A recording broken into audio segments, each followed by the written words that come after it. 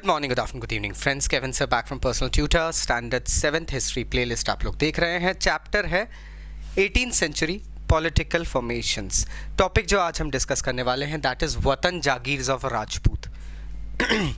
वतन जागीर क्या होता था? सबसे पहले लेट्स अंडरस्टैंड दैट। अगर आप अपनी बुक के पन्ने पलटेंगे और 6th स्टैंडर्ड में भी थोड़ा सा नोट करेंगे तो आपको ये पता चलेगा कि मुगल किंग्स ने इंडिया में अपनी रिस्पेक्ट अर्न करने के लिए एक बहुत खास तरीका इन्वेंट कर दिया था। Although they annexed lands, although they had great battles, I am not talking about Wars, I am talking about battles, they had battles, लेकिन एक प्रोविंस को जीत लेने के बाद में ये उस प्रोविंस के राजा को उसकी प्रोविंस से बेदखल नहीं करते थे। इनफैक्ट सिर्फ करना ये रहता था कि वो राजा मुगल एडमिनिस्ट्रेशन को अपने ऊपर सरमाउंट कर ले और बदले में उस राजा की पूरी ज़मीन उसे वतन जागीर के रूप में वापस दे दी जाती थी। This king although remained a king, defeated one, but certain aspects of his kinship were lost, although he enjoyed all the prides and the prelims provided to a king. Rajput राजाओं के अंदर ये वतन जागीर का सिस्टम कुछ ज़्यादा ही चला था और राजपूत राजाओं में भी आमेर और जोधपुर घरानों के राजा मुगल एडमिनिस्ट्रेशन में कुछ खास जगह इख्तियार करते थे।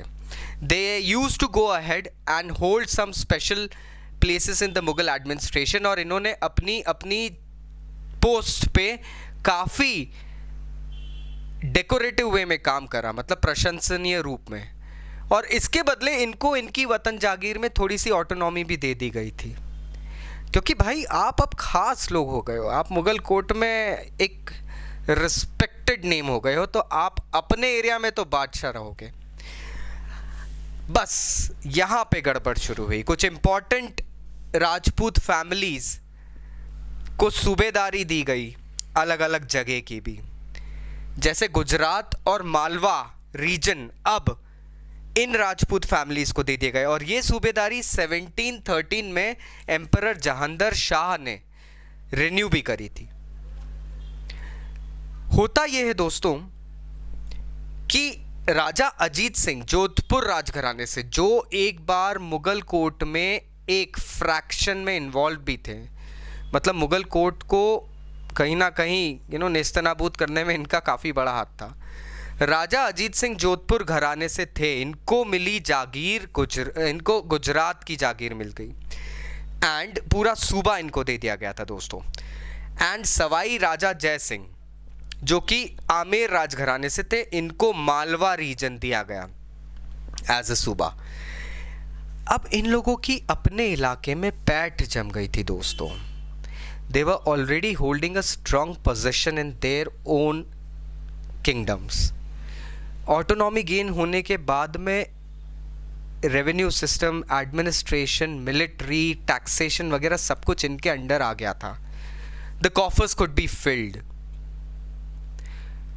अब इन लोगों ने मुगलिया सल्तनत को दरकिनार रखते हुए खुद अपनी किंगडम की एनेक्सेशन पॉलिसीज बनाने शुरू कर दी थी। जोधपुर राजघराने ने धीरे से नागपुर को एनेक्स करा और अपने अंडर ले लिया।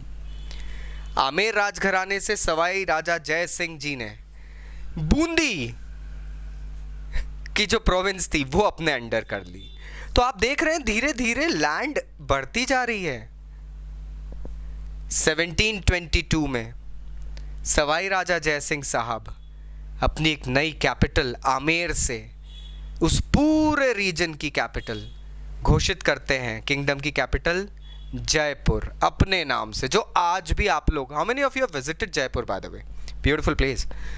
जयपुर को एक कैपिटल घोषित करते हैं और इनको सूबेदारी एक और बार मिलती है आगरा की। पहले आप देख रहे हैं इनको मालवा की मिलती है, अब इनको डेफिनेटिवली आगरा की सूबेदारी मिल रही है। मतलब this fellow is like growing like anything. Agra से दिल्ली ज़्यादा दूर नहीं है दोस्तों। लेकिन 1740 आते आते राजपूतों की ये रेकलेस एडवांसमेंट जो थी उसको थोड़े से ब्रेक लग गए थे। कारण था मराठों का साउथ से उभर कर आना। साउथ वेस्ट से मराठे एक स्ट्रॉन्ग स्पीड ब्रेकर बन के उभर रहे थे। They actually were keeping a close check at the advancements of the Rajputs. I am not talking about the wars और द टैक्सेशन और taxonomy, I am talking about the annexation of land. ज़मीन को अपने अंडर करना, उस चीज़ पे मराठे अडिग होके अड़ गए थे। So finally all good things come to an end. The topic ends here, वतन जागीर ऑफ द राजपूत्स। स्टिल अगर कोई डाउट्स है तो नीचे कमेंट बॉक्स से कमेंट करना। Take care, bye bye.